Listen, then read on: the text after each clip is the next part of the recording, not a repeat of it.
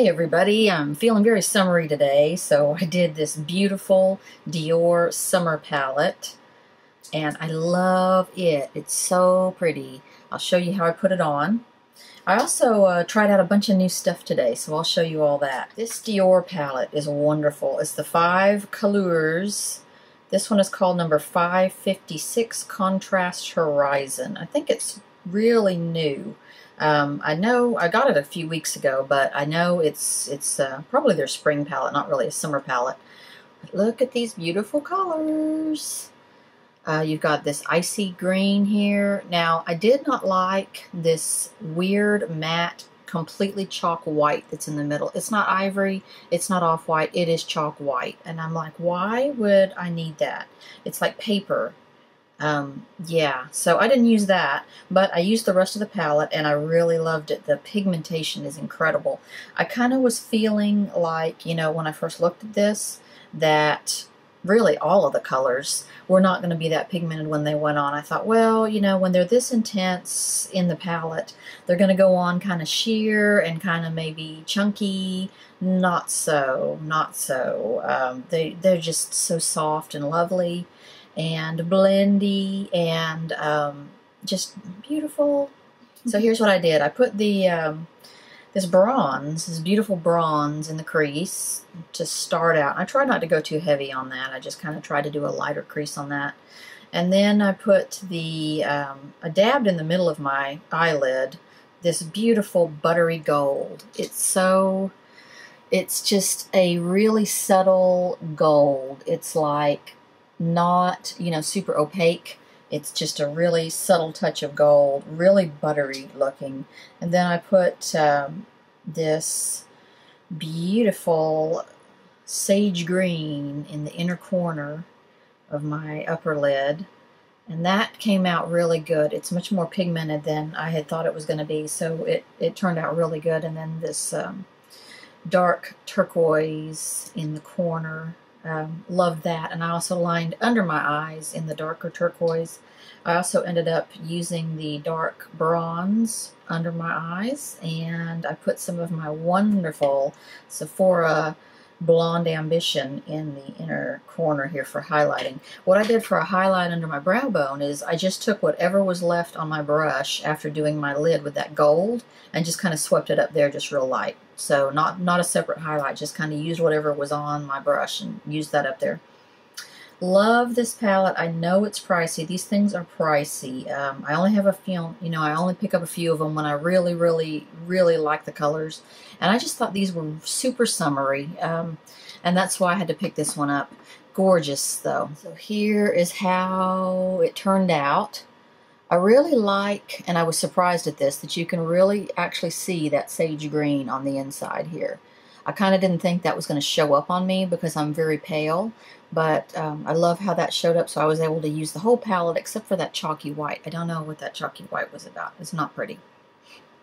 I also used this wonderful, this was a 100 pointer at Sephora, Nars Lip Gloss. This is Orgasm, and it's the prettiest peach pink kind of golden glitter on top of it. I love it. I didn't think I would, but I think with something like this, I think it goes really well. It's probably not something I would wear a lot because, you know, the sort of peachy tones don't really look that great on me, but I thought with this it goes really well. I also tried out today under my foundation. I have a little sample of this MAC Prep and Prime.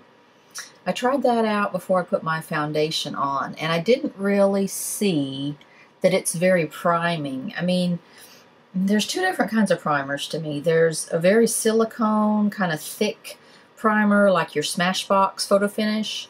And then there's a thin, lotiony, watery primer that a lot of companies have come out with recently. It's kind of the newer version of primers, and this is one of those. I just don't feel like these are primers. If you can see, it's just a white, kind of lotiony.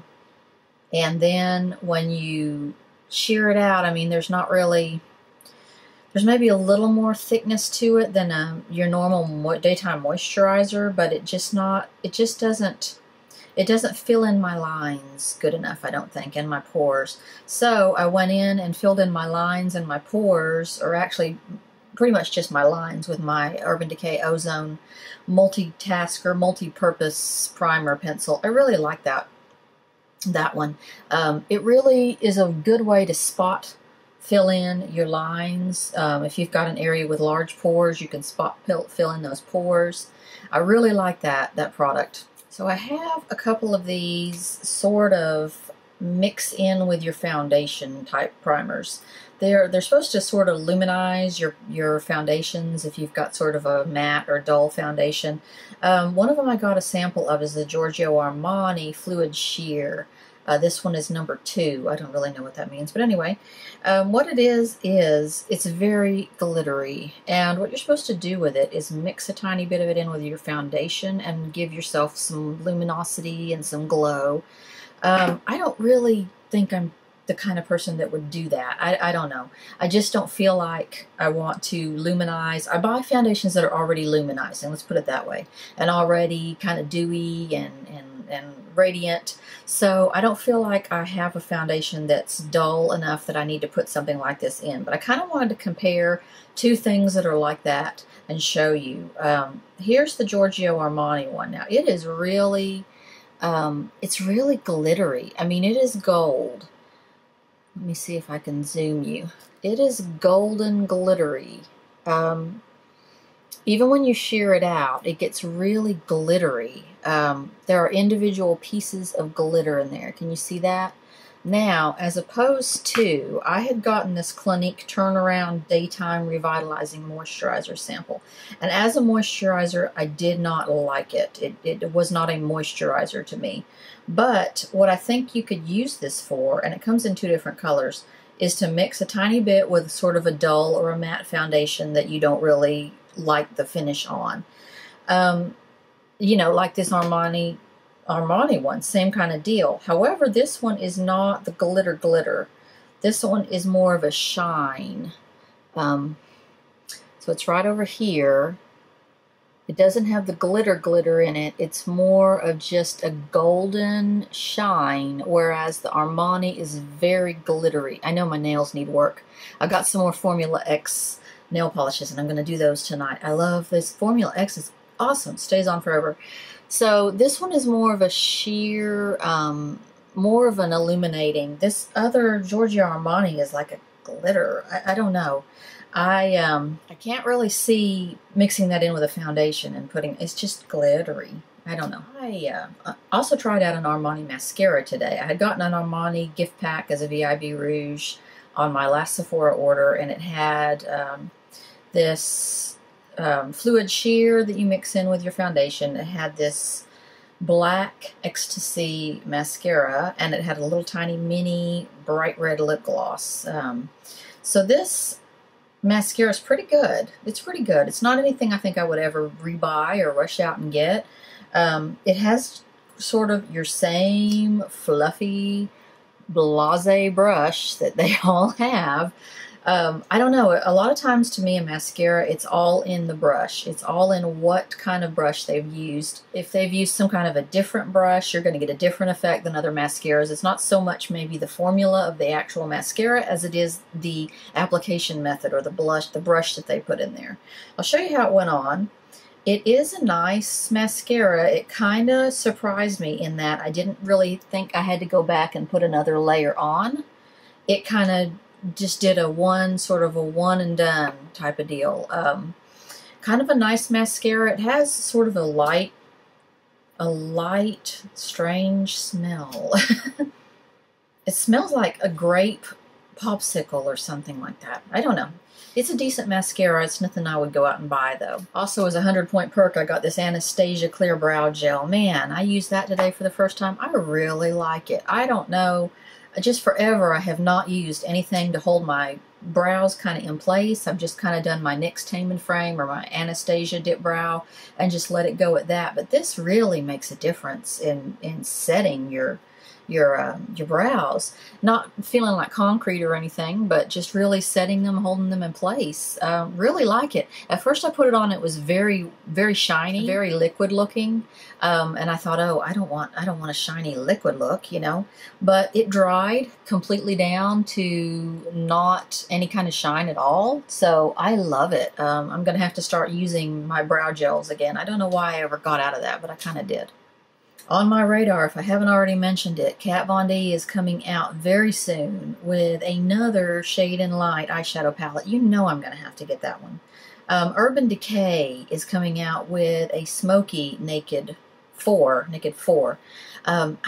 I don't know. I'm on the fence about it. I'm kind of back and forth about it. I'll probably end up getting it. You know, let's be honest. I will probably end up getting it. You know me. Something that I want to review, upcoming review.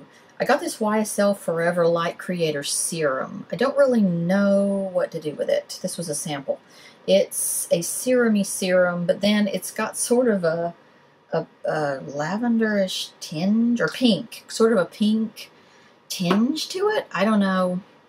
I think it's one of those things that you mix with your foundation again to give you illumination. I'm going to have to study on it, but I do want to put it on and try it out for you. Also tried out today some new eyelashes. I've gotten these at Walmart, of all places. They're called Kiss. Looks so natural, and they have a tapered end. On the tips are tapered rather than just cut off like most eyelashes. And they said it feels light and soft as a feather, feels like your own lashes. I have to say, they are really comfortable. Whoever invented fake eyelashes should be killed. I cannot stand fake eyelashes. I love the way they look, but putting them on, wearing them for a long period of time, hate it. Hate it. But these just feel nice and natural. They do feel, I can still tell I have them on because, you know, I will never find a set that I will can't feel, you know. Anyway, these feel really, they really feel the most comfortable of any strip lashes I've ever used. I may try some individual lashes soon and see if I can stand that a little bit better. That's all for today. I'll be coming at you soon again with more quick reviews. I'm starting a new series of quick review videos, so little 3-5 minute deals, and I'll see you again soon.